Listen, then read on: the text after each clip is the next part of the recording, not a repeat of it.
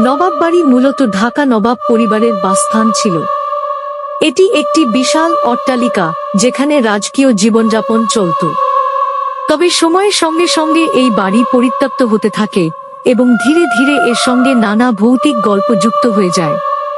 স্থানীয়দের মতে নবাব বাড়িতে মাঝরাতে কান্নার শব্দ, দরজা জানালা আপনা আপনি বন্ধ হয়ে যাওয়া, এমনকি ছায়ামূর্তির উপস্থিতি অনুভব করা যায়।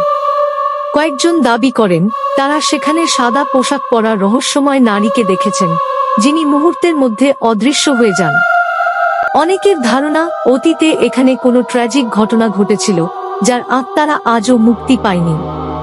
কেউ কেউ বলেন এটি নবাব পরিবারের কিছু সদস্যের অশান্ত আত্মাদের কাজ, যারা মৃত্যুর পরও এখানে রয়ে গেছে। বাস্তবতা নাকি কল্পনা? নবাব বাড়ির ঘটনাগুলো কতটা সত্য তা নিশ্চিত করে বলা কঠিন। তবে অতিপ্রাকৃত কাহিনী বা ভূতের ভয় সত্ত্বেও জায়গাটি ইতিহাস ও সংস্কৃতির জন্য গুরুত্বপূর্ণ।